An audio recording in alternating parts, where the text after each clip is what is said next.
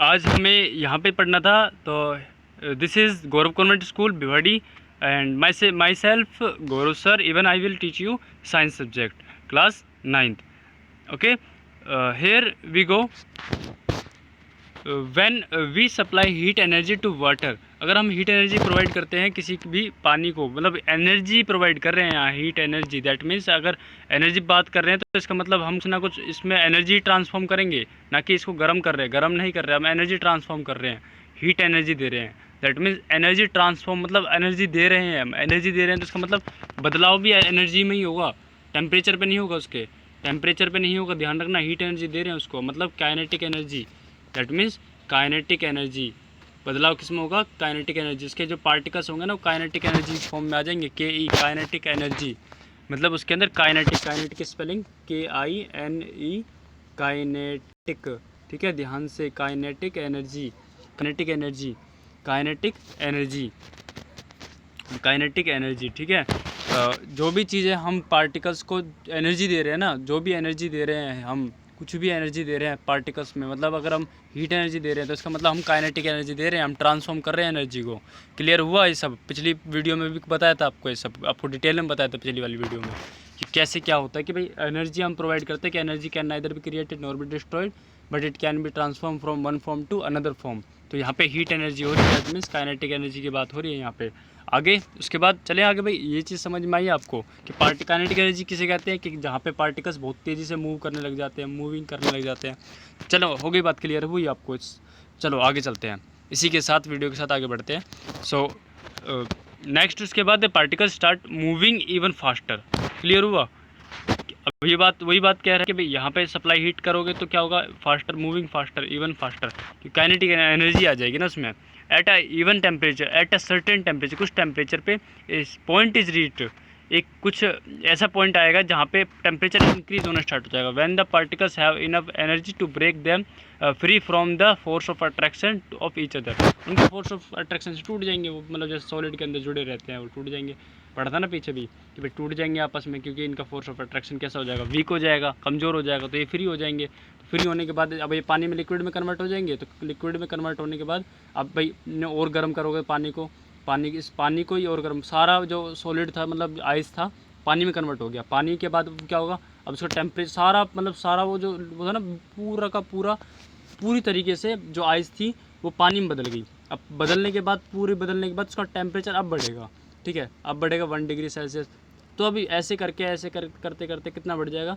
100 degree Celsius तक बढ़ जाएगा। अब ये बॉयल होना स्टार्ट हो जाएगा। बॉयल होने स्टार्ट होने के कारण अब ये फिर भाई बॉयल होगा तो इवेपोरेशन होगा, इसके अंदर क्या होगा? इवेपोरेशन, इवेपोरेशन होगा या वेपराइजेशन बोलते हैं। इवेपोरेशन अलग होता है, इवेपोरेशन नहीं बोलते, सॉरी, वेपराइजेशन बोलते हैं। ठीक है, इवेपोरेशन अलग होता है, इवेपोरेशन भी होता है सेम ऐसे ही, लेकिन इवेपोरेशन में अंतर होता है। जैसे पसीना होता है ना, पसीने के अंदर जो हमारे अंदर जो टेम्परेचर हमें पसीना आता है वो इवेपोरेशन की वजह से आता है।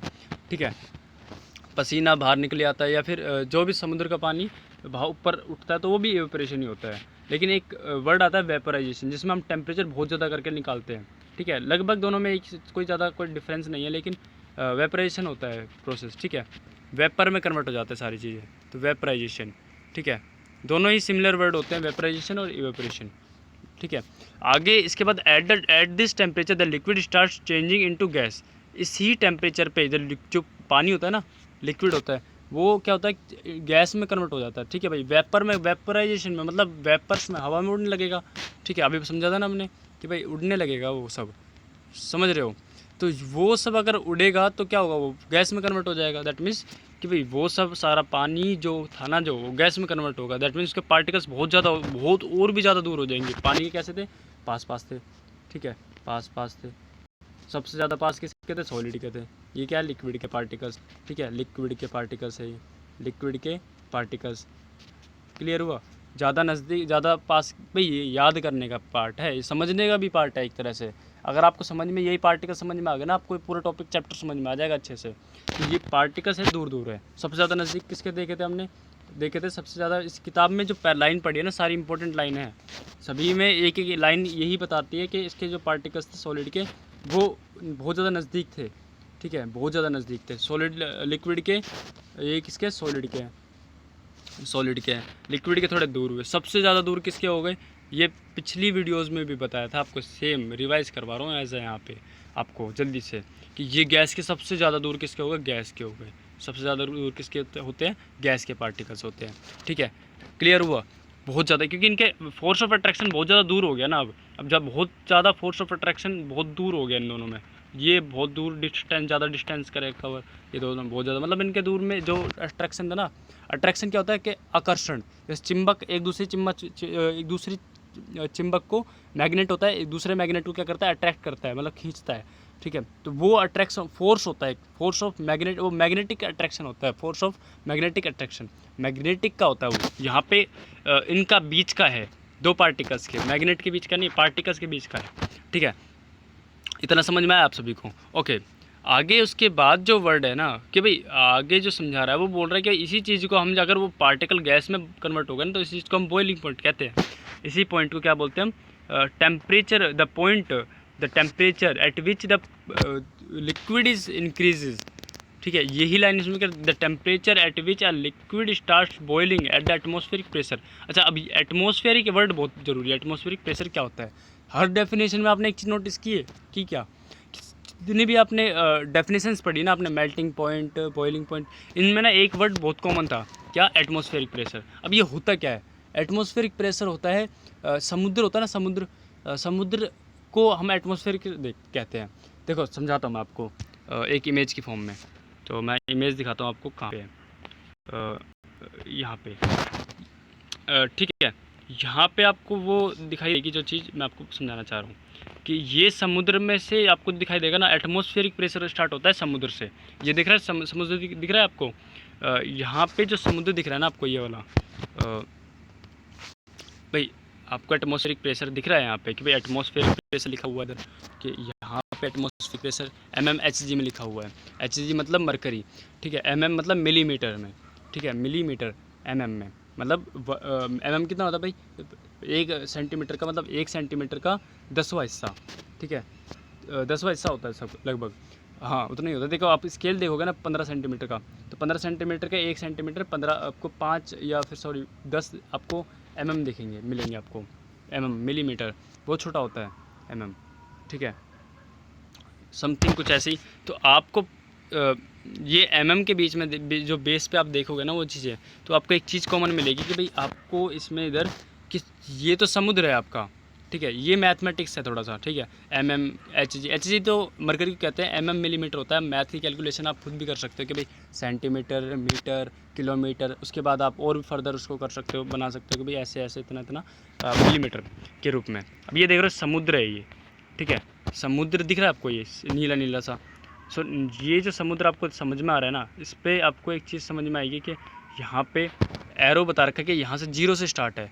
ठीक है, ये 0 से स्टार्ट है, अब आगे बढ़ रहा है यहाँ से 0 से स्टार्ट के भाई यहाँ से 760 मिलीमीटर HG पे बता रहा है कि PO2 160 mmHg पे एवरेज सी लेवल प्रेशर। सी लेवल प्रेशर होता है, वैसे बोलते से एटमॉस्फेरिक प्रेशर है, सी लेवल प्रेशर बता रहा है आगे। तो यहाँ आगे उसके बाद बढ़ता है उसके बाद। ठीक है, कैसे बढ़ेगा कि यहाँ पे उसके बाद आपको दिखेगा कि भाई यहाँ से जो समुद्र होता है, समुद्र से के बाद वो इंक्रीज़ होता है। ठीक है, ऐसे थोड़ा जल्दी होता है, बताऊँगा मैं आपको कि आगे उसके बाद इंक्रीज़ हो रहा है। देखो यहाँ पे आप एक चीज़ नोटिस करोगे ना कि mmHg के यहाँ पे ज़्यादा था, इंक्रीज़ हो रहा है, मतलब कि भाई ये जो एक्सपोनेंशियली इंक्रीज़ हो रहा है, जो एरो बता रहा है यहाँ पे, ये जो एरो इंक्रीज़ हो रहा है, ये एक्चुअल में इंक्रीज़ नहीं हो रहा। भाई कहने का मतलब है कि ये जो एक्सपोनेंशियल है ना, ये इंक्रीज़ नहीं हो रहा है, क्योंकि ये गलत तरीके से जा रहा है, ये एक्चुअली इस एरो के इस डायरेक्शन में जा रहा है। ठीक है, ठीक है, यहाँ पे नीचे की तरफ जा रहा है। दैट मीन्स इस ग्राफ को समझने के लिए थोड़ा सा देखो आपको मेहनत चाहिए और थोड़ा सा टाइम चाहिए इस ग्राफ को समझने के लिए, कि सीधे सीधे शब्दों में कह सकते हो आप कि हम अगर ध्यान सुनना इस बात को, अगर एटमॉस्फेयर प्रेशर वो होता है, डेफिनेशन लिखोगे आप, उसके बारे में लिखोगे, एक भी चीज़ ऐसी नहीं होनी दूंगा आपको कि आपको समझ में ना आए, आपको पता ना हो उसके बारे में, भले टाइम लगे आपको, लेकिन समय देना है आपने एक एक चीज़ को। ठीक है, समय देते रहोगे तो समय अच्छे से चीज़ें अच्छी क्लियर होगी, तो अच्छी बेस बनेगा आपका, अच्छा बेस बनेगा। तो भाई बेस बिल्डिंग कैसे खड़ी होती है, एक बेस पे खड़ी होती है ना। तो आपको एक बेस तैयार करवाऊंगा मैं आपको एक एक करके। भाई एक बेस तैयार अच्छे से हो गया, फिर उसके बाद क्या होगा, बेस के बाद बिल्डिंग खड़ी होती है उस बेस के ऊपर। तो बेस आपको क्लियर अच्छा होगा ना, बहुत मजबूत स्ट्रॉन्ग होगा ना, तो आपकी बिल्डिंग बहुत ही स्ट्रॉन्ग होगी। जितना ज़्यादा बेस स्ट्रॉन्ग होता है उतनी मजबूत बिल्डिंग होती है। तो ऐसे ही आपको एटमॉस्फेरिक प्रेशर के बारे में, आपको एक एक वर्ड के बारे में सही से समझाने की कोशिश करूँगा मैं आपको। ठीक है, ये क्यूरा ने दिया है, नेट पे गूगल पे सर्च कर सकते हैं क्यूरा के बारे में। क्यूरा ने इसके बारे में इंफॉर्मेशन दी है कि एटमॉस्फेयर इसको आसान शब्दों में बता सकता हूँ, मैं बताता हूँ आपको कि भाई एटमॉस्फेरिक फेरिक प्रेशर किसे कहते हैं। कि एटमॉस्फेरिक प्रेशर वो होता है जहाँ जीरो से मतलब ज़्यादा नीचे से, समझ लो कि भाई नीचे से होता है ज़्यादा, एटमॉस्फेरिक से स्टार्ट होता है। एटमॉस्फेयर मतलब समुद्र सी लेवल से स्टार्ट होता है। कहाँ से स्टार्ट होता है? सी लेवल से। ठीक है, सी लेवल से स्टार्ट होता है ये, समुद्र लेवल से, सी लेवल। ठीक है, जीरो से नहीं होता ये, लेकिन सी लेवल होता है। एज सी लेवल मतलब समुद्र के लेवल से स्टार्ट होता है ये। ठीक है, अब ये जितना ज़्यादा बढ़ेगा ना ऊपर, जितना ऊंचाई पे इंक्रीज़ होगा, जितना ऊंचाई पे आप जाओगे उतना ही एटमॉस्फेरिक क्या होगा, एटमॉस्फेरिक प्रेशर क्या होगा, कम होगा। ठीक है, जितना ऊंचाई पे जाओगे उतना एटमॉस्फेरिक प्रेशर क्या होगा, कम, डिक्रीज़ होगा। जितना ऊंचाई पे जाओगे उतना ही एटमॉस्फेरिक प्रेशर कम होगा। क्लियर हुआ? तो ये थोड़ा सा था ना कि टाइम कंज्यूमिंग था, लेकिन आसान शब्दों में, सीधे शब्दों में क्या होता है एटमॉस्फेरिक प्रेशर, लेकिन समझाना जरूरी था आपको। एटमॉस्फेरिक प्रेशर सीधे शब्दों में वो होता है, एटमॉस्फेरिक प्रेशर सीधे शब्दों में वो होता है समुद्र से स्टार्ट होता है। हमेशा मेज़र कहाँ से किया जाता है? समुद्र से। होता कितना? 760 mmHg समुद्र पे। ठीक है, एवरेज सी लेवल बता रहा है। सी लेवल को हम मेजर करते हैं, देखा ना, यहाँ सी लेवल ये लिख रहा है इस पर, यहाँ पे इधर बीचों बीच देखोगे, आपको सर्कल कर रहा हूँ मैं, हाईलाइट कर रहा हूँ इस चीज़ को कि सी लेवल क्या रखा है यहाँ पे। यहाँ देखो सी लेवल हो गया साफ। Average sea level pressure, average sea level pressure that means sea level pressure से बता रहा है यहाँ पे, सी लेवल प्रेशर से 760 mmHg, PO2 160 mmHg। PO2 बताया है भाई, एक वाटर PO2 क्या है कि भाई PO2 के भाई सर्च कर सकते हो आप क्या है क्या नहीं है, लेकिन इसके अंदर जो इम्पोर्टेंट बात है वो क्या चीज़ है कि भाई 760 mmHg के बारे में बता रहा है इसमें, कि यहाँ देखो ज़्यादा है, ये देखो ये अमाउंट ज़्यादा है। क्लियर, ध्यान रखना जरा, समझना इस चीज़ को, ये अमाउंट ज़्यादा है और यहाँ अमाउंट कम है। माउंट एवरेस्ट पे इतना होता है, माउंट एवरेस्ट लगभग तो इसकी फीट ऊंचाई इतनी होती है, फीट पे देखा जाए तो फीट पे इतने फीट होता है ये अमाउंट, इतना फीट होता है माउंट एवरेस्ट। उसके बाद जो बताया हुआ है कि भाई 250 mmHg कम हो रहा है, कम हुआ ना यहाँ पे। तो हम जितनी ऊंचाई पे जाते हैं तो एटमॉस्फेरिक प्रेशर उतना ही कम होता है। ठीक है, हम जितनी ऊंचाई पे जाते हैं उतना ही एटमॉस्फेरिक प्रेशर कम होता है। क्लियर हुआ? आपने छोटी क्लास में पढ़ा होगा भाई, हमारे ऊपर इतना एटमॉस्फेयर होता है कि भाई एक हाथी के बराबर माना जाता है, कि हमारे सिर पे इतना ऊंचाई, हमारे सिर के ऊपर देखा जाए ना तो हमें महसूस नहीं होता भले ही वो, लेकिन एक एटमॉस्फेयर इतना होता है, इतना ज़्यादा होता है कि एक हाथी के वजन के बराबर इतना होता है, लेकिन हमें वो क्या होता है, महसूस नहीं होता एटमॉस्फेरिक प्रेशर। ठीक है, साइंस का ही है ये सब कुछ, साइंस है ये सब, इन सब चीज़ में साइंस है। आपको देखो लॉजिक से जितनी भी चीज़ें, आपको दिमाग का काम होता है, जितने भी चीज़ें होते हैं ना, सारे लॉजिक्स, मेंटल एबिलिटीज़, ये सारी चीज़, मैथमेटिक्स, ये सारी चीज़ साइंस में आती हैं। साइंस के अंदर कि आप दिमाग पे आते, कौन सा पार्ट आपका फोकस किस चीज़ पे करता है, किस पे नहीं करता, तो सब साइंस के अंदर, मेडिकल के अंदर में आता है। ठीक है, मेडिकल ब्रेन में। तो यहाँ पे आपको ये चीज़ समझ में आई आपको कि भाई एटमॉस्फेरिक प्रेशर और ये वाला पार्ट, ओके, अगर आई होप समझ में आया होगा आपको। उसके बाद है जो पार्ट अपने उसी पे चलते हैं हम कि भाई वहाँ पे हम कहाँ पे थे, यहाँ पे व्हाट्सअप बिजनेस पे थे। सो ये व्हाट्सअप नहीं है, व्हाट्सअप बिजनेस है। सो आपको पहले बताता हूँ मैं आपको। सो हमें निकालना पड़ेगा, कहाँ गया 9th क्लास। आप पर्सनली देखो, आप कुछ भी चीज़, कई लोग मेरे दोस्त हैं, कई लोग हैं जैसे कि बच्चे हैं, आप सभी हो, तो ये सब पर्सनल नंबर पे भी अपनी चीज़ों को, डाउट्स भी पूछते हैं। तो आपको बता दूं मैं कि भाई आपको अपने डाउट्स को भी पूछना है। ठीक है, कल ही शायद ये भेजा गया था मैसेज कि आपको वीडियो प्रोग्राम जो चलाया गया है स्कूल के द्वारा, गौरव कॉन्वेंट स्कूल के द्वारा, कि हमारे स्कूल के द्वारा, कि भाई अपने आपके कोई भी वीडियो डाउट्स हैं वो सब आपके इसी वीडियो में आप पर्सनल नंबर से पूछ सकते हो। ठीक है, एक बहुत ही अच्छा और एक बहुत ही शानदार ये समझ लो कि किसी भी स्कूल या स्कूल कोई भी प्रकार की किसी प्रकार की दिक्कत आपको नहीं, हम नहीं देखने देंगे आपको, ठीक है, कि भाई आपको कोई भी प्रकार की दिक्कत हो, ठीक है। ये सब आपको इसी पे ही आपको यहाँ पे अपने पर्सनल नंबर्स पे भेजने हैं, इसी पर्सनल नंबर्स पे कि भाई गौरव कॉन्वेंट स्कूल, यहाँ पे लोगो दिख रहा है आपको, कि लोगो पे भी समझ में आ रहा होगा आपको कि लोगो पे ही भेजना है। ये लोगो में है, जो भी आपको लोगो ये दिखता है यहाँ पे, तो आपको मेरे थोड़ा सा जो हमारा जो इसके अंदर नंबर्स इसमें नंबर्स में है। सो आपको कोई भी डाउट्स हो तो आप अपने पर्सनल नंबर्स पे पूछ सकते हो। Any doubts you can ask any time. Okay, we are available at all the time, 24 hour हम अवेलेबल रहते हैं, ठीक है। लेकिन वो बात अलग है कि देखो मैं लेट देखूँ मैसेज आपका, कभी कभी हो जाता है कि मैं आपको थोड़ा सा लेट देखता हूँ मैसेज, ठीक है। तो ऐसा नहीं है कि मैं आपको मैसेज रिप्लाई ना करूँ, रिप्लाई ज़रूर करता हूँ, लेकिन थोड़ा सा लेट करता हूँ, थोड़ा सा, समझ रहे हो आप। सो आगे कि भाई आगे मैं इसमें बता रहा था कि 25 अप्रैल था ना, तो 25 अप्रैल का होमवर्क था। सो अभी देख रहे हो आप कितना ही पीछे हम हैं।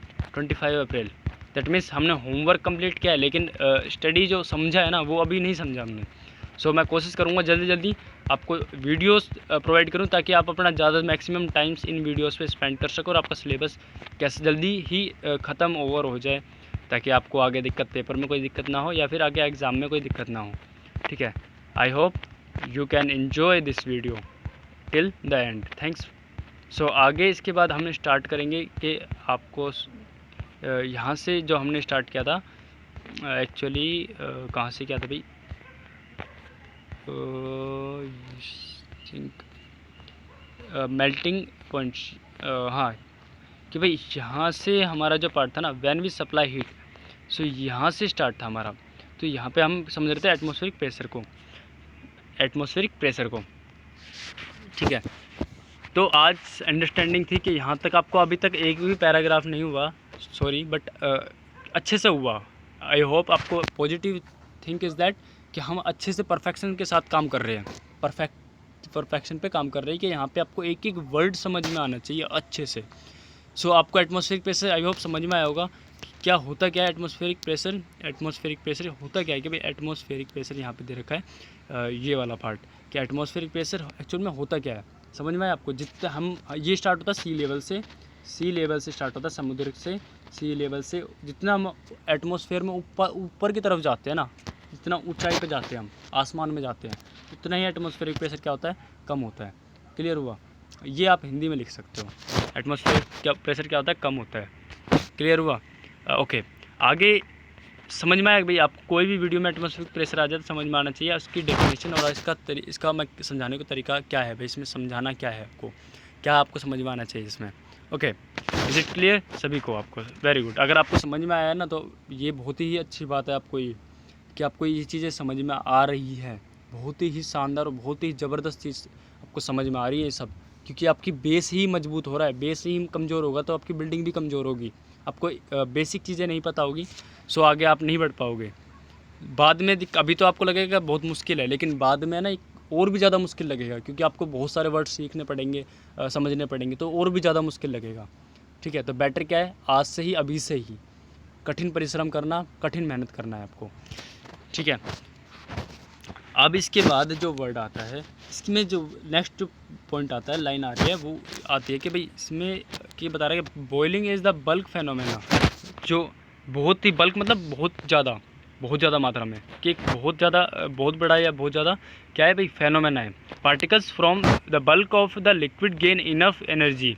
जो पार्टिकल्स होते हैं ना, पार्टिकल्स किसके भाई, उस बल्क के बहुत सारे पार्टिकल्स होते हैं लिक्विड के अंदर। ठीक है, पर भले ही दूर होते हैं, लेकिन होते तो हैं, उतने ही होते जितने आपके देखा जाए कि उतने ही जितने आपके सॉलिड में थे। ठीक है, इतने ही होते हैं आपके। तो particles from the bulk of the liquid gain enough energy to change into the vapour state. उतनी एनर्जी मतलब 100 डिग्री सेल्सियस टेम्परेचर बोल रहा है, कितनी एनर्जी, इतना टेम्परेचर की एनर्जी, इतनी एनर्जी ले लेता है। मतलब एनर्जी अब टेम्परेचर पे है, ये तो टेम्परेचर बता रहा है, लेकिन एनर्जी बोल रहा है कि भाई हीट एनर्जी इतनी दे देता है कि इतना ज़्यादा वाइब्रेट हो जाता है, ये वाइब्रेट हो जाता है कि भाई वाइब्रेट होने के कारण ये क्या होता है, टूट जाता है, टूटने लग जाता है। तो इतनी एनर्जी बोल रहा है कि इतनी एनर्जी चाहिए होती है जितने में ये टूट जाए। इतनी इनफ एनर्जी चाहिए होती है, इतना बहुत है, इतनी एनर्जी बहुत है जितने में ये टूट जाए, ठीक है, दूर दूर हो जाए, लिक्विड में कन्वर्ट हो जाए और लिक्विड से गैस में कन्वर्ट हो जाए। तो आपने एक चीज़ नोटिस करी कि इसमें आपने एक चीज़ नोटिस की होगी, तो आपने इसमें एक चीज़ देखने को मिलेगी आपको कि जो भी टॉपिक पढ़ रहे हैं ना उसके अंदर ट्रांसफॉर्म करने के लिए बोल रहा है। देखो ट्रांसफॉर्म मतलब चेंज करने के लिए बात कर रहा है, किसमें, सॉलिड से। नोटिस किया तो आपने एक चीज़ बहुत ही, मैंने नोटिस किया, आपने नहीं करी तो हम सभी ने, अगर जो बच्चे ध्यान से पढ़ रहे हैं उन्होंने भी ये चीज़ नोटिस की होगी, सॉलिड से कन्वर्ट हुआ लिक्विड में, ठीक है। कोई भी प्रोसेस पढ़ रहे हो आप, सॉलिड से लिक्विड में कन्वर्ट होता और सॉलिड से लिक्विड, लिक्विड से गैस, ये ट्रांसफॉर्म या ये चेंज हो रहा था। अब आपको एक चीज़ नोटिस करोगे आप, इसके बाद आपको इसी टॉपिक में आपको इसके बाद है ना एक और नई चीज़ मिलेगी कि आप कभी कुछ ऐसे भी एलिमेंट्स होते हैं जो सॉलिड से लिक्विड में कन्वर्ट हो जाते हैं, ठीक है। अब वहाँ तक नहीं जाएंगे, लेकिन हम इतनी आगे तक नहीं जाएंगे, लेकिन मैं आपको कोशिश करूँगा कि ये टॉपिक भी कराऊँगा मैं, ठीक है। मैं ही कराऊँगा आपको ये टॉपिक भी कि सॉलिड और गैस में कन्वर्ट होता है। सॉलिड जो आइस होती है वो भी गैस डायरेक्टली भी चेंज हो सकती है, लेकिन जो सॉलिड होता है ना वो सॉलिड कुछ और होता है, ठीक है। आगे पढ़ेंगे समझ में आएगा मैं क्या कहना चाह रहा हूँ आपको। अभी नहीं आ रहा तो कोई टेंशन वाली बात नहीं, अभी तक आप ये लिख सकते हो कि सॉलिड कन्वर्ट होता है लिक्विड में, लिक्विड से गैस, दैट्स इट, इतना लिख सकते हो, बहुत है। उसके बाद नहीं लिखना आपको, ठीक है। ओके ओके, आगे चलेंगे समझते हुए, बढ़ते हुए, कदम से कदम मिलाते हुए और लाइन से लाइन और वर्ड से वर्ड मिलाते हुए और समझते हुए। और आगे इसके बाद बोल रहा है कि for water this temperature 373 kelvin. आया भाई समझ में? पानी का जो, अगर हम टेम्परेचर में बात करते हैं तो वाटर टेम्परेचर, टेम्परेचर की बात कर रहा है अभी यहाँ पे। पहले एनर्जी और टेम्परेचर, एनर्जी टेम्परेचर, तीन चीज़ वर्ड बताए थे, हॉट, टेम्परेचर और आपकी हीट, इन तीनों में ही अंतर होता है, ठीक है। हीट, टेम्परेचर और एनर्जी, तीनों ही आपस में एक दूसरे से रिलेटेड होता है, तीनों ही डायरेक्टली प्रोपोर्शनल होते हैं आपके, ठीक है। क्लियर हुआ? इतना क्लियर हुआ ना तो आपको बहुत ही ज़बरदस्त चीज़ें समझ में आने वाली है, और भी बहुत ज़्यादा एक्साइटिंग चीज़ें समझ में आने वाली हैं आपको, आसान होगा आपको बहुत ज़्यादा चीज़ें। और ये वीडियोज़ एक ओनली द मेथड है, एक ऐसा मेथड है कि जिससे आप आगे चलने में और भी ज़्यादा सक्षम रहोगे, बहुत ज़्यादा कामयाब रहोगे इस चीज़ में कि आपको ये वर्ड्स बहुत जल्दी समझ में आ जाएंगे आपको तुरंत, ठीक है। आप टाइम कंज्यूमिंग कम रहेगा। आप अब देखते हो ना भाई यूट्यूब पे आपकी क्या है कि स्पीड भी बढ़ा सकते हो आप, जैसे मैं बोल रहा हूँ, मैं ऑलरेडी इतनी तेज़ जल्दी बोलता हूँ मैं आपको, फिर भी कोशिश करते हैं कि भाई आपको जो टॉपिक मैं आपको समझा रहा हूँ उसको आप जल्दी हम कवर करें और अच्छे से करें, परफेक्शन के साथ करें, ठीक है। Perfection is the implementation. So आगे भाई फॉर वाटर दिस टेम्परेचर, अब बोल रहा है भाई वाटर के लिए टेम्परेचर बात कर रहे हैं कि 373। अब यहाँ पर टॉपिक पे आते हैं वापस कि भाई ये बात कह रहा है कि पानी के लिए, अब बोला था ना यहाँ पे 100 डिग्री सेल्सियस के भी टेम्परेचर के बारे में बात कर रहा था, कितना पानी कितना 100 डिग्री सेल्सियस, 100 डिग्री सेल्सियस में बात हो रही थी यहाँ पे, ये 100 डिग्री सेल्सियस है, सेल्सियस में बात हो रही थी यहाँ पे टेम्परेचर के में। तो टेम्परेचर में अब साइंटिस्ट लोगों के लिए केल्विन में बात होगी, तो टेम्परेचर साइंटिस्ट के लिए अलग हुआ ना, तो भाई टेम्परेचर कितना होगा उनके लिए, साइंटिस्ट के लिए 773, ठीक है, 373। तो डिग्री नहीं, केल्विन होगा, डिग्री केल्विन नहीं होता, केल्विन ओनली केल्विन होता है, ठीक है, केल्विन ही होता है ओनली। सो कह रहा है कि यहाँ पे 100 डिग्री सेल्सियस होगा, जो 370 प्लस 373 273, थोड़ी मिस्टेक हो जाती है बोलने में, देखो, ठीक है। सो थोड़ा सा रिलैक्स कि भाई आगे 100 डिग्री सेल्सियस, उसके बाद होता है 273 पे होता है, मतलब प्लस 100 डिग्री सेल्सियस। ये 100 एक अमाउंट है जो डिग्री सेल्सियस से लिया गया है, तो इसको एक फार्मूला होता है, आपको फार्मूला लिख के देता हूँ, ठीक है। ठीक है, कोई भी इस चीज़ में बोलने में गलती कर सकता हूँ, लेकिन आपको समझाने में गलती नहीं करूँगा मैं आपको, ये मेरा प्रॉमिस है और ये मेरा वादा भी है सेम। उसके बाद भाई वादा प्रॉमिस एक ही बात है हुई ना थोड़ी। भाई आगे इसके अंदर जो फार्मूला समझते हैं ना, वो एक बहुत ही इंपॉर्टेंट फार्मूला है। वो फार्मूला क्या है कि भाई उसका टेम्परेचर ऑन, नोट डाउन करना है आपको, टेम्परेचर है, temperature on degree Celsius, temperature on degree Celsius, ठीक है। क्या होगा 100, पानी ऑफ वाटर आप लिख सकते हो कॉपी में, ऑफ वाटर कितना होगा 100 डिग्री सेल्सियस होगा, ठीक है, 100 डिग्री सेल्सियस। उसके बाद टेम्परेचर ऑन केल्विन, उसके बाद क्या, टेम्परेचर ऑन केल्विन, केल्विन में बोल रहा है कि केल्विन में कितना होगा, केल्विन के अंदर होगा 273, 0 डिग्री पे इतना ही तो होगा, ठीक है, 273 केल्विन, 273 केल्विन इतना ही तो होगा आपका, क्लियर हुआ आपको, 273 केल्विन होगा। सो अब इसका जो फॉर्मूला बनेगा ना, ये डिग्री 0 डिग्री सेल्सियस पे होगा पानी का, ये वाला जो अमाउंट दे रखा है ना 0 डिग्री सेल्सियस पे होगा। अब इसमें आपने एक चीज़ नोटिस करी, आपको फॉर्मूला लिख के देता हूँ मैं आपको, ठीक है। फॉर्मूला क्या है इसका कि यहाँ पे टेम्परेचर ऑन इस केल्विन, केल्विन का टेम्परेचर निकालने के लिए temperature on kelvin, temperature on kelvin का कैसे निकालेंगे, temperature on Celsius, temperature on Celsius, temperature on Celsius, जितना डिग्री सेल्सियस टेम्परेचर होगा किससे नापेंगे, वो थर्मामीटर से नापते हैं हम, ठीक है। प्लस 273 प्लस 273 यहाँ प्लस लिखा हुआ है मैंने, फिर आपको कॉपी में लिखना है, यहाँ पे देखो थोड़ी स्क्रीन थोड़ी छोटी है आप यहाँ पे, ठीक है। 273 केल्विन, आगे 273 केल्विन, ये अमाउंट जोड़ देना है, कुछ कोई सा भी हो, केल्विन निकालने के लिए ये अमाउंट जरूर जोड़ना है, सेल्सियस डिग्री सेल्सियस में प्लस ये फॉर्मूला है, समझो इसको, पहले ये लिखा इक्वल टू लगाया, फिर उसके बाद टेम्परेचर ऑन स्केल लगाया सेल्सियस, टेम्परेचर ऑन सेल्सियस, फिर प्लस करके ये अमाउंट, ये 273 केल्विन जोड़ दिया, क्लियर हुआ। तो ये हमारा कौन सा क्या निकल जाएगा, टेम्परेचर ऑन केल्विन निकल जाएगा हमारा, क्लियर हुआ। Can you define the latent, अब ये चीज़ समझ में आ गई ना आपको, तो बहुत 3-4 क्वेश्चन मैं और नोट डाउन करके करने के लिए बोलता हूँ आपको ना सेंड करना है, ठीक है, उनको सॉल्व करके तुरंत फटाफट उनको नोट डाउन करके इनको कॉपी पे सॉल्व करके भेजना है। तो मैं आपको क्वेश्चन देता हूँ, ठीक है, क्वेश्चन दूँ आपको, रेडी हो आप, तैयार हो, कुछ क्वेश्चन देता हूँ आपको ताकि आप उसको सॉल्व जल्दी से फटाफट सॉल्व करके और सेंड कर सको। सो क्वेश्चन देता हूँ मैं आपको, क्वेश्चन है कि अगर आपके पास 35 डिग्री सेल्सियस है तो उसको केल्विन में निकाल के दिखाओ, ठीक है, फाइंड आउट केल्विन में निकाल के दिखाना है आपको, पहला क्वेश्चन है ये, ठीक है। आप सुन पा रहे होंगे मेरी बातों को, मैं क्या कहना चाह रहा हूँ कि भाई आगे इसको ये अमाउंट ये दे रखा है आपको, तो आपको निकालना क्या है, केल्विन निकालना है, ठीक है, केल्विन निकालना है। सो सेकंड क्वेश्चन है कि 28 डिग्री सेल्सियस, इस पे निकालना है केल्विन की अमाउंट कितनी होगी। उसके बाद 3 क्वेश्चन दूंगा आपको, उनमें से आप तीनों ही करके भेजना है, आपको करके भेजने हैं। सो ये क्वेश्चन है, एक और क्वेश्चन देता हूँ आपको मैं, 15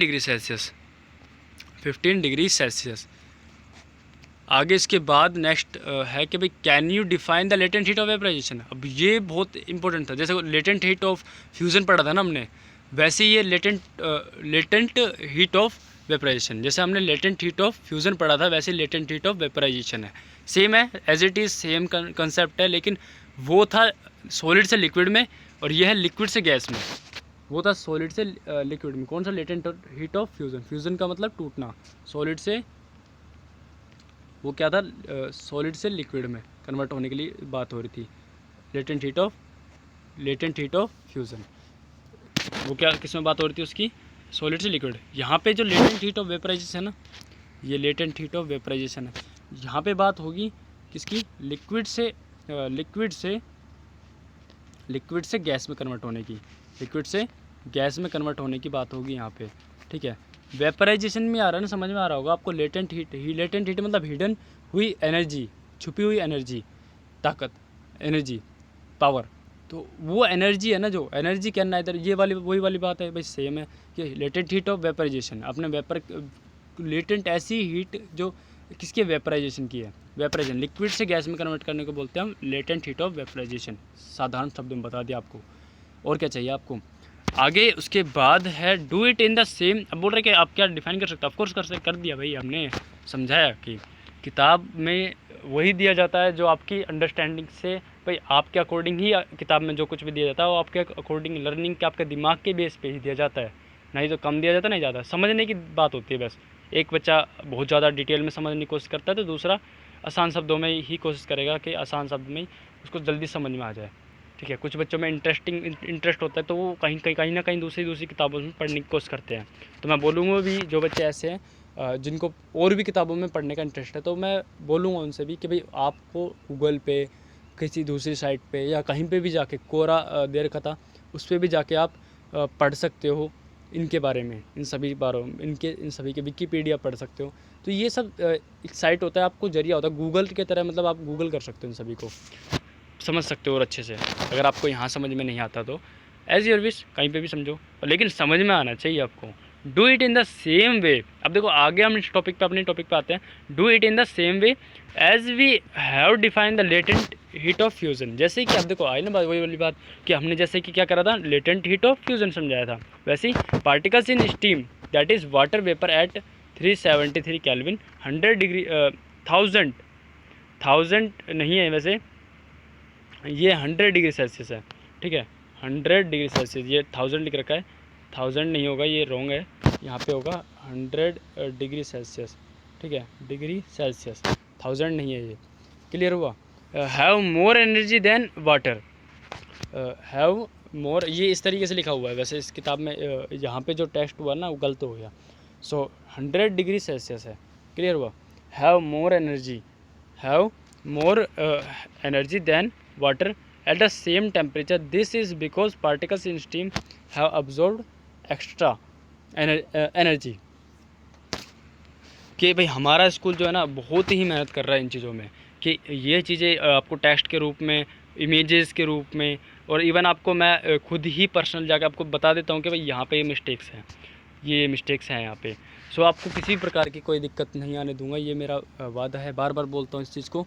सो आगे आपको इसी वीडियो को ध्यान से देखना है, आगे आगे समझना है क्या है क्या नहीं है, समझने के लिए कि वही बात कही थी हमने कि भाई 100 डिग्री सेल्सियस पे 373 केल्विन, ठीक है। 100 डिग्री सेल्सियस पे, सेल्सियस की बात थी वहाँ पे, सेम बात कि आगे इसके बाद have more energy than water at the same temperature, कि उसमें क्या होगी, ज़्यादा एनर्जी होगी एट द सेम टेम्परेचर, ठीक है। Have more energy than water, कि अब ये बोल रहा है वेपर के बारे में बात कर रहा है अब यहाँ पे। अभी देखो यही है डेफिनेशन किसकी भाई, कि लेटेंट हीट ऑफ वेपराइजेशन की, यही डेफिनेशन है कि इसमें कहने की कोशिश कर रहा है कि जिस प्रकार से लेटेंट हीट ऑफ फ्यूज़न था वही सेम रिलेटेड यहाँ बोल रहा है latent heat of vaporisation. That means जो वेपर होते हैं ना, गैस होती है, वो गैस के अंदर जो गैस होते हैं पार्टिकल्स बहुत ज़्यादा दूर दूर होते हैं, जिनके बहुत दूर दूर पार्टिकल्स ऐसे होते हैं जिनमें, ठीक है। एक पार्टिकल से मिटा, दोनों को मिटा देते हैं। सो इसमें जो पार्टिकल्स होते हैं ना वो बहुत दूर दूर होते हैं, और भी ज़्यादा दूर होते हैं।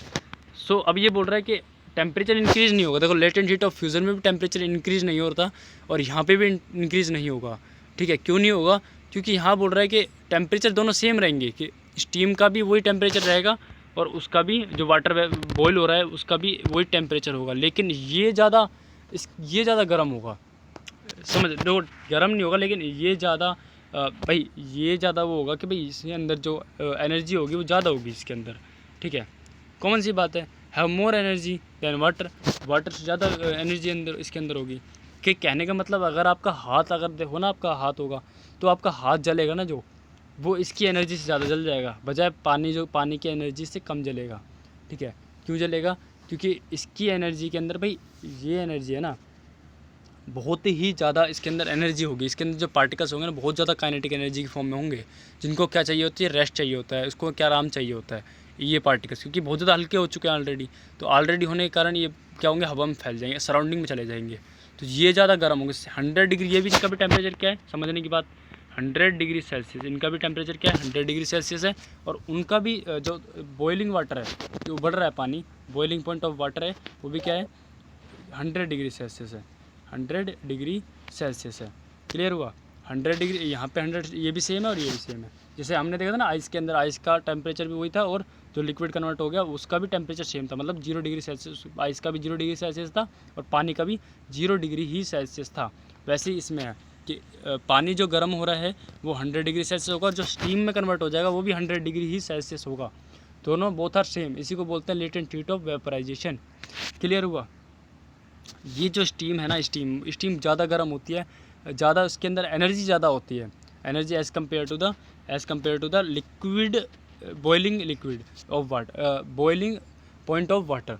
जो आपका जो 100 डिग्री सेल्सियस है कि भाई पानी जो बोल रहा है ना बॉयल हो रहा है, उसके जो उबल रहा है पानी उसका उसका जो टेम्परेचर है उससे ज़्यादा, मतलब इसके अंदर जो एनर्जी होगी वो, टेम्परेचर नहीं एनर्जी, बात एनर्जी की हो रही है कि भाई इसकी एनर्जी ज़्यादा कम होगी, किसकी, इसकी नीचे वाले की, पानी वाले की। जो पानी है, पानी के अंदर जो पानी उबल रहा है उसकी एनर्जी क्या होगी, लेस होगी।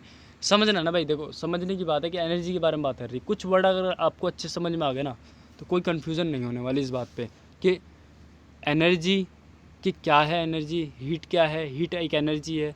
सो टेम्परेचर क्या है, हॉटनेस क्या है, हॉट क्या है। तो ये तीनों ही अलग अलग चीज़ें हैं, तीनों ही अलग अलग चीज़ें हैं। सो अगर ये चीज़ समझ में आ गई तो आपको डिफ्रेंशिएट करना आसानी से आ जाएगा, समझ में आ जाएगा कि एनर्जी में कहाँ बात की जाती है और कहाँ करी जाती है एनर्जी की बात, और टेम्परेचर की बात कहाँ की जाती है, किस जगह पे हम एनर्जी की बात करते हैं, किस जगह हम टेम्परेचर की बात करते हैं। दोनों ही अलग अलग सेपरेट पैराग्राफ आपको चीज़ें मिलेंगी। आपको कोई भी ध्यान से लाइन पढ़ना, उसमें से या तो आपको एनर्जी के बारे में बात मिलेगी या फिर वो टेम्परेचर के बारे में बात मिलेगी। एनर्जी मिलती है हीट के रूप में, और हीट कोई भी चीज़, गर्म चीज़ को हम हीट नहीं बोलते, हम ट्रांसफॉर्म को मतलब एनर्जी बोलते हैं। ट्रांसफॉर्म, जो ट्रांसफॉर्म हो सकती है उसको हम एनर्जी बोलते हैं। ठीक है, क्लियर हुआ ये बात। दोनों ही अलग अलग वर्ड हैं, हीट अलग वर्ड है और एक टेम्परेचर जो होता है ना, जो हॉटनेस होती है वो अलग चीज़ होती है। टेम्परेचर भी अलग चीज़ होती है, हॉट अलग चीज़ होती है, टेम्परेचर अलग चीज़ होती है और हीट अलग चीज़ होती है। इन चीज़ों को एक सेपरेट वीडियो में समझाऊंगा मैं अच्छे से। ठीक है, एक अलग सी वीडियो बनाऊंगा जिस पे आपको समझा सकूँ इन तीनों को। या पिछली वीडियो को आप अगर ध्यान से देखते आ रहे हो तो आपको तीनों वर्ड अच्छे से समझ में आ जाएंगे। टेम्परेचर क्या है अच्छे से समझ में, अगर आप ध्यान से देख के और लिखते आ रहे हो सभी पॉइंट को तो अपने आप ही समझ में आ जाएंगे आप सभी को। टेम्परेचर क्या है, हीट क्या है और हॉट क्या है, इन तीनों में ही तीन अंतर होता है। सो आगे इसमें जो बॉयल बता रखा है, यही चीज़ बता रहा है लेटेंट हीट ऑफ वेपराइजेशन के बारे में, कि बॉयल वाला पार्ट है वो कब होगा, 100 डिग्री सेल्सियस पे। सेम टेम्परेचर होगा इसी पे भी, किसमें, स्टीम का भी सेम। स्टीम क्या होती है भाई, भाप होती है, गर्म भाप। तो गर्म तो उसे टेम्परेचर हॉटनेस की वजह से बोलते हैं हम, कि वो हॉट होता है इस वजह से हम उसको बोलते हैं, गर्म है वो, हॉट बोलते हैं उसे। सो टेम्परेचर ज़्यादा होता है, मतलब ज़्यादा क्या होता है, सेम ही होता है लगभग, लेकिन उसकी जो एनर्जी होती है वो ज़्यादा होती है। टेम्परेचर, ध्यान सुनना, टेम्परेचर सेम है, टेम्परेचर दोनों का सेम है, लेकिन एनर्जी एक में कम है तो दूसरे में ज़्यादा है, क्योंकि इसके पार्टिकल्स बहुत ज़्यादा वाइब्रेट्स हैं इनके अंदर। जो काइनेटिक एनर्जी के बारे में, कौन सी एनर्जी के बारे में बात हो रही है यहाँ पे, काइनेटिक एनर्जी के बारे में बात हो रही है यहाँ पे। ठीक है, काइनेटिक एनर्जी के बारे में हो रही है। और काइनेटिक एनर्जी हमने कौन सी क्लास में, छोटी क्लास में पढ़ा था, 8th क्लास में। ठीक है, RBSC के अंदर था। सो अगर NCERT पढ़ रहे हो तो काइनेटिक एनर्जी मैंने आपको बता भी दिया, कि अगर आप नए बच्चे हो तो आपको बताता हूँ मैं कि काइनेटिक एनर्जी एक मोशन के रूप में होती है। मोशन मतलब कि एक मूविंग पार्टिकल्स के रूप में होती है, कि पार्टिकल्स मूव कर रहे हैं तो उसको हम बोलते हैं काइनेटिक एनर्जी। बहुत ज़्यादा मूव कर रहे हैं, बहुत ज़्यादा मोशन में है तो उसको हम बोलते हैं काइनेटिक एनर्जी। ठीक है, क्लियर हुआ। और ये डेफिनेशन, एनर्जी की definition, energy can neither be created NOR be destroyed. ठीक है, अरे यार, सो इसको इसलिए होता है कि दिस इज़ सो हैपन, कि भाई दिस इज़ बिकॉज पार्टिकल्स, ये इसलिए होता है कि पार्टिकल्स, बोल रहा है कि this is because particles steam have absorb extra energy in the form of latent heat of vaporisation. ज़्यादा एनर्जी, क्योंकि इसके पार्टिकल्स क्या होता है, बहुत ज़्यादा काइनेटिक एनर्जी बहुत में होते हैं, बहुत ज़्यादा काइनेटिक एनर्जी होती है इनमें। इनकी जो स्टीम की होती है ना, काइनेटिक एनर्जी कैसी होती है, बहुत ज़्यादा ही होती है। और ज़्यादा होने के कारण क्या होते हैं, ये अब्जॉर्ब भी करेंगे, ज़्यादा ही करेंगे, अब्जॉर्ब करेंगे, क्योंकि इनको स्टेबल होना चाहते हैं, ये रुकना चाहते हैं, अपने आप को मतलब बराबर रखना चाहते हैं, अपने आप को शांत रखना चाहते हैं। ठीक है, ज़्यादा वाइब्रेशन में नहीं चाहते, ये चाहते हैं अपने आप को ज़्यादा, अपने आप को शांत रखें। ठीक है, काइनेटिक एनर्जी में अपने आप को शांत रखेंगे तो क्या होगा, इनका एनर्जी अपना आप ही, इनको एनर्जी भी ज़्यादा चाहिए, तो एनर्जी ज़्यादा चाहिए, शांत हो जाएंगे तो एनर्जी क्या हो जाएगी, जीरो हो जाएगी, मतलब स्टेबल हो जाएगी। जीरो तो नहीं कहेंगे, स्टेबल बोलेंगे हम। ठीक है, स्टेबल हो जाएगी, स्टेबल। क्लियर हुआ ये सब बात। तो आपका लेवल है ना, जो थिंकिंग लेवल है, ठीक है, अगर आप कम समझ में आ रहा है तो इसका मतलब आपका थिंकिंग, जो सोचने का लेवल है ना, वो एक्स्ट्रा ऑर्डिनरी नहीं है। आपकी इमेजिन, जो दूर तक आप सोच सकते हो ना, जो आपकी थिंकिंग पावर है, आप किस चीज़ को ऑब्जर्वेशन होती है, जो बहुत अगर साइंस के अंदर चाहिए होती है ऑब्जर्वेशन। आप किस चीज़ को ध्यान से घूर के देख रहे हो, कहते हैं ना मम्मी पापा कि घूर के क्यों देख रहा है, घूर के देखना अच्छी बात नहीं होती। तो घूरना साइंस के अंदर अच्छा होता है, किस चीज़ को घूर के देखो, उसको इतना ध्यान से देखो, इतना घूर घूर के देखो कि आपको वो चीज़ें मतलब इंटरेस्टिंग लगने लग जाएगी बाद में। कि कोई भी चीज़ आपको हो रही है, देखो कोई भी चीज़ आप देख रहे हो तो सब में ही अजूबा है, देखो सब कुछ, हर चीज़ एक अपने आप में एक अजूबा है। हम खुद एक लिविंग ऑर्गेनिज्म है, हमें एक भगवान के एक बहुत ही इस नेचर के सबसे ज़बरदस्त और शानदार अजूबे हैं। ठीक है, हमारे कान सुनना है, हम इतने हमारे अंदर सबसे ज़्यादा स्ट्रॉन्ग हमारा दिमाग है, तो हमारे दिमाग के अंदर इतनी ज़्यादा